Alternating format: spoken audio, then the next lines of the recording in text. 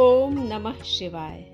Hindu calendar के अनुसार साल का आखिरी महीना फाल्गुन महीना होता है और इस महीने में पड़ने वाली पूर्णिमा साल की आखिरी पूर्णिमा होती है, जिस दिन होलिका दहन होता है।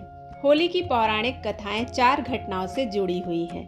पहली होलिका और भक्त प्रहलाद की है, दूसरी कामदेव और शिव की है और तीसरी जो प्रामाणिक कथा है वह है श्री कृष्ण भगवान और पूतना की। लेकिन बाकी सभी कथाओं में होलिका और भक्त प्रहलाद की कथा को ही मान्यता दी जाती है, क्योंकि इसी की घटना को याद करके होलिका दहन करके दूसरे दिन भक्त प्रहलाद के बचने की खुशी में होली का त्यौहार मनाया जाता है।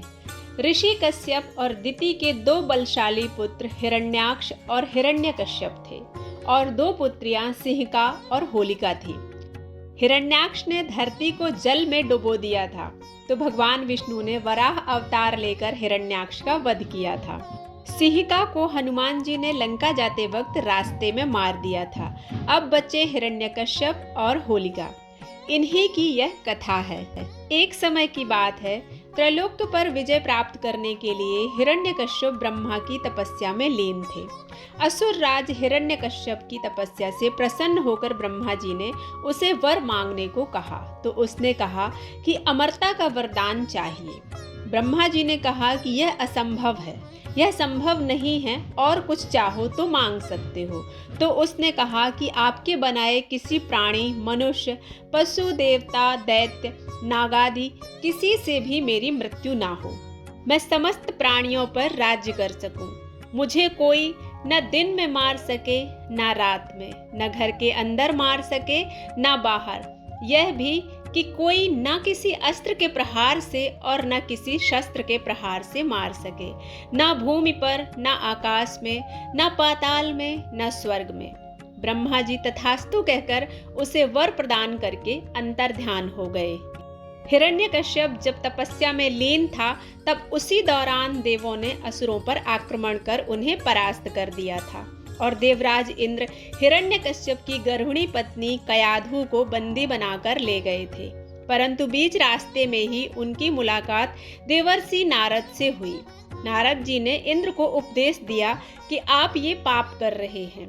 उपदेश सुनकर इंद्र हिरण्यकश्यप की पत्नी कयाधु को महर्षि के आश्रम में छोड़कर स्वयं देवलोक चले गए। गर्भवती कयाधु को नारद ने विष्णु भक्ति और भागवत तत्व से अवगत कराया। यह ज्ञान गर्भ में पल रहे पुत्र प्रहलाद ने भी प्राप्त किया। इधर हिरण्यकश्यप जब घर लौटा तो इस वरदान ने इसके अंदर अजर अमर होने का भाव उत्पन्न कर दिया। इसके चलते उसने धरती पर अत्याचार शुरू कर दिए थे। उसने देवों को अपना दास बनाया, ऋषि मुनियों व भगवत संतों को तंग करने लगा, यज्ञों को नष्ट भ्रष्ट करने लगा। उसने आदेश दिया कि उसके राज्य में किसी भी देवता की पूजा नहीं होगी। उसने कहा कि हिरण्याय नमः के अतिरिक्त अन्य किसी भी मंत्र का उच्चारण नहीं किया जाएगा। पूरे राज्य में स्वयं उसी की पूजा की जाएगी, अन्य किसी की पूजा नहीं होगी। जो ऐसा नहीं करेगा उसे वह मार देगा। उचित समय पर बाद में प्रहलाद का जन्म हुआ तो राज्य में खुशियां मनाई गई। हिरण्यकश्यप के 4 पुत्र थे, अनुहलाद, हलाद, भक्त प्रहलाद और संहलाद। प्रहलाद का उपनयन संस्कार करके उसे गुरुकुल भेजा गया। कुछ समय बाद हिरण्यकश्यप को यह जानने की उत्सुकता हुई कि गुरुकुल में मेरे पुत्र क्या सीख रहे हैं। उसने प्रहलाद को बुलाकर पूछा, तुमने गुरुकुल में क्या सीखा? प्रहलाद ने कहा कि भगवान विष्णु की नवविधि भक्ति सीखी। अपने पुत्र के मुख से अपने शत्रु विष्णु का नाम सुनकर हिरण्यकश्यप क्रोधित हो गया। कई बार समझाने पर भी प्रहलाद ने विष्णु की पूजा बंद नहीं की, तो इससे क्रोधित होकर हिरण्यकश्यप ने अपने गुरु को बुलाकर कहा कि कुछ ऐसा करो कि यह विष्णु का नाम रटना बंद कर दे। गुरु ने बहुत कोशिश की, परंतु कोई भी सफलता उन्हें प्राप्त नहीं हुई। तब असुर राज ने अपने पुत्र की हत्या का आदेश दे दिया। सैनिकों द्वारा उसे विष दिया गया, उस पर तलवार से प्रहार किया गया, विषधरों के सामने छोड़ दिया गया, हाथियों के पैरों तले कुचलवाना चाहा, पर्वत से नीचे फिकवाया, लेकिन श्रीहरि विष्णु की कृपा से प्रहलाद का बाल भी बांका नहीं हुआ। फाल्गुन माह शुक्ल पक्ष की सप्तमी को प्रहलाद को बंदी बनाकर पूरे 8 दिन तक त्रास दिया गया। हर तरह से मारने का प्रयास किया गया। हिरण्यकश्यप को चिंता होने लगी कि यह नहीं मरा तो लोग विष्णु की ही भक्ति करेंगे।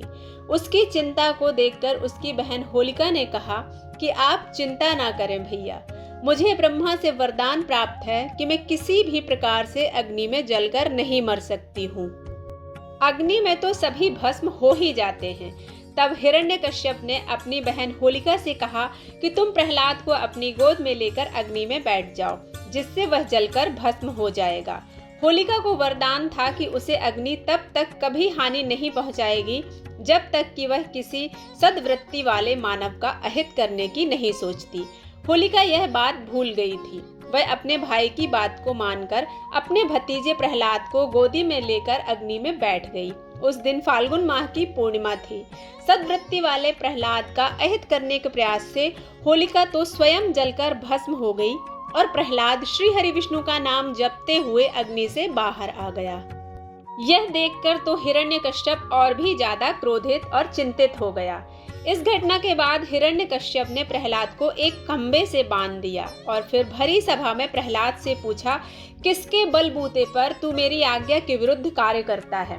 प्रहलाद ने कहा, आप अपना असुर स्वभाव छोड़ दें, सबके प्रति समता का भाव लाना ही भगवान की पूजा है। हिरण्यकश्यप ने क्रोध में कहा, तू मेरे सिवा किसी और को जगत का स्वामी बताता है? कहाँ है वह तेरा स्वामी जगदीश्वर? क्या इस खंबे में है जिससे तू बंधा है? यह कहकर हिरण्यकश्यप ने खंबे में घूंसा मारा।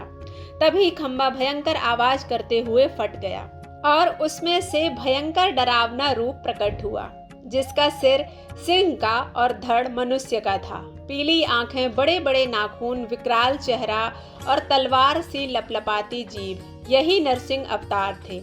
उन्होंने तेजी से हिरण्यकश्यप को फाड़ दिया और संध्या की बेला में न दिन था न रात थी, सभी की देहली पर, न बाहर न भीतर, अपनी जांघों पर रखकर न भूमि पर न आकाश पर, अपने नखों से न अस्त्र से न शस्त्र से उसका कलेजा फाड़ डाला।